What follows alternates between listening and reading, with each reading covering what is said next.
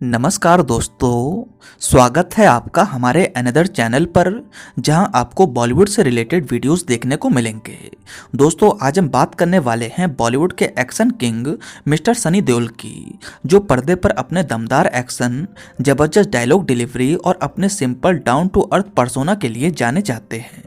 सनी देओल 80 और 90 के दशक के सबसे लोकप्रिय और महंगे अभिनेता रह चुके हैं।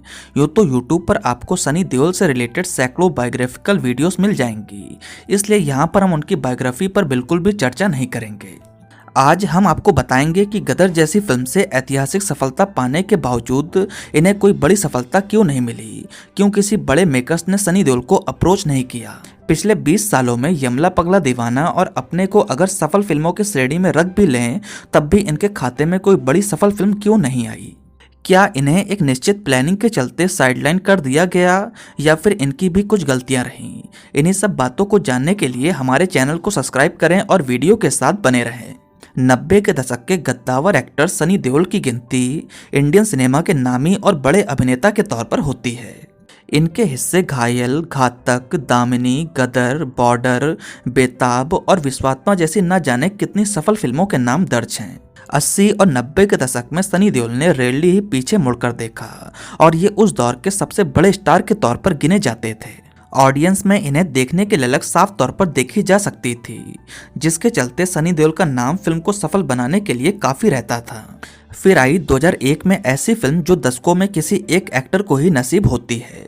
सनी देओल बहुत लकी रहे कि उनके हिस्से इंडियन सिनेमा की सबसे सफल फिल्म का नाम दर्ज हुआ। ये फिल्म थी गदर, एक प्रेम कथा। मुगले आजम, मदर इंडिया और शोले जैसी फिल्मों के बाद इसी फिल्म का नाम आता है। इस फिल्म ने अपने से पहले आई सभी फिल्मों के रिकॉर्ड तोड़ दिए थे। बताया जाता है इस फिल्म के हाईएस्ट फुटफॉल्स रहे और इस फिल्म की सबसे ज़्यादा टिकट बिकी। इस फिल्म को अगर आज के समय से कंपेयर करें तो ये फिल्म बाहुबली से भी ज़्यादा बड़ी सफल फिल्म कहलाती है। हमने इस फिल्म पर बहुत रिसर्च करके इस फिल्म के अननोन फैक्ट्स पर भी वीडियो बनाया था। आप चाहें तो उस वीडियो को देख सकते हैं, लिंक आपको ऊपर आई बटन पर दी गई है। खैर, सनी देओल को मिली इतनी बड़ी सफलता से ये कयास लगने लगा था कि इनका करियर और भी गति पकड़ेगा। जहां एक माइनर सी सफल फिल्म के बाद स्टार के पास 2-3 फिल्में तो आ ही जाती हैं, वहां ऐसी ऐतिहासिक सफलता के बाद ये उम्मीद किया जा सकता था कि अब इन्हें और भी बड़ी बड़ी फिल्में मिलेंगी। लेकिन रियलिटी में ऐसा कुछ होता नजर नहीं आया।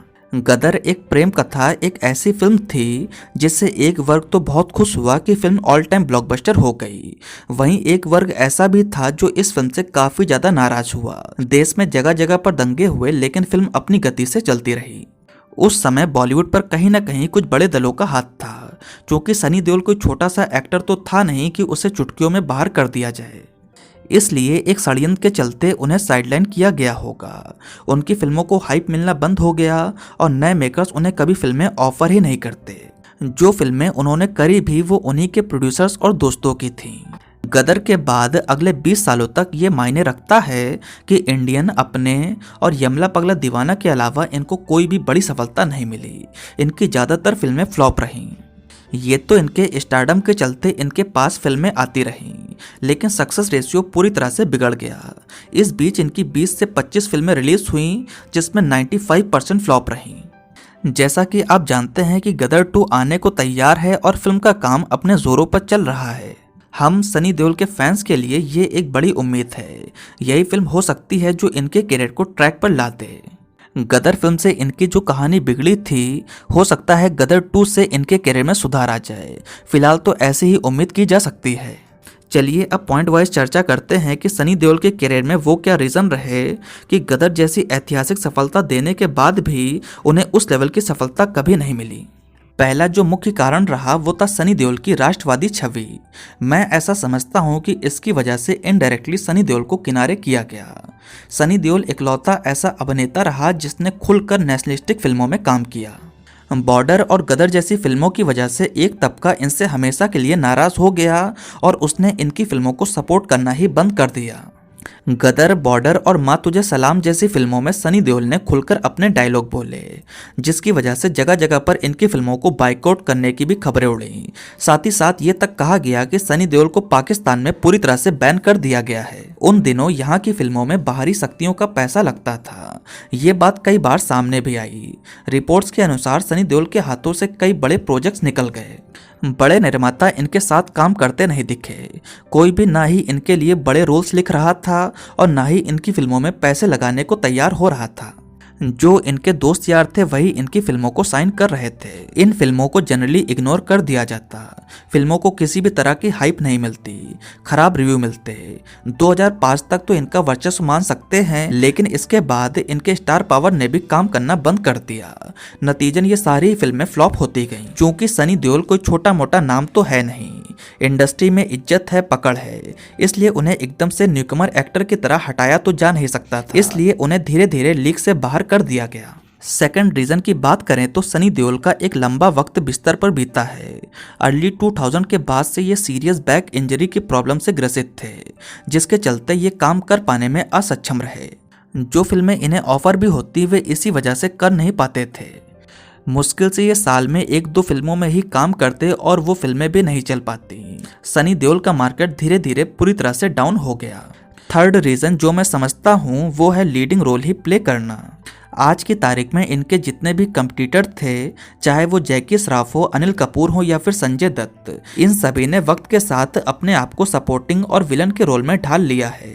कुछ तो एक्टर्स के पिता के रोल भी करने लगे हैं। लेकिन सनी देओल 80 के दशक का इकलौता ऐसा एक्टर है जो फिल्मों में आज भी लीड हीरो के तौर पर ही काम करते हुए नजर आता है।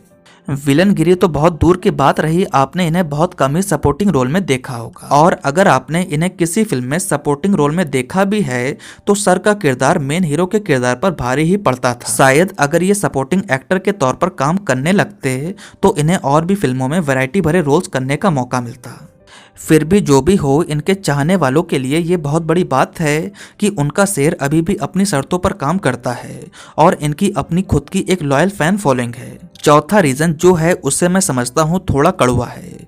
सनी देओल के करियर को एनालाइज करने पर कम से कम मुझे तो ऐसा महसूस हुआ जैसे इन्होंने अर्ली 2000 के बाद जितनी भी फिल्मों में काम किया उसमें ये अपने कंफर्ट जोन से बाहर ही नहीं निकले।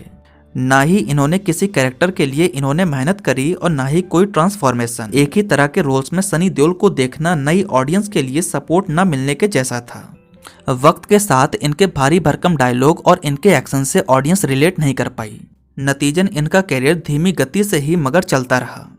प्रेजेंटली सनी देओल ने अपनी नई पारी शुरू करी है। अब ये ज़्यादा फिल्मों में काम करना चाहते हैं, फिल्मों में वैरायटी भरे रोल्स भी कर रहे हैं। गदर 2 फिल्म से कम मुझे तो बहुत उम्मीदें हैं। ऐसा लग रहा है कि गदर के बाद जो डाउनफॉल आया था कहीं ना कहीं गदर 2 से चला जाएगा। आई होप मेकर्स गदर 2 की कहानी पर अच्छे से काम करके आए। एक ऐतिहासिक फिल्म का सीक्वल बनाना अपने में ही बहुत बड़ी चुनौती है, मगर मुझे यकीन है कि फिल्म के मेकर्स ने बहुत सोच समझ कर ही ये डिसीजन लिया है। फिल्म की स्टार कास्ट पूरी सेम है। फिल्म के राइटर भी शक्तिमान तलवार हैं और फिल्म को अनिल शर्मा जी ही डायरेक्ट कर रहे हैं।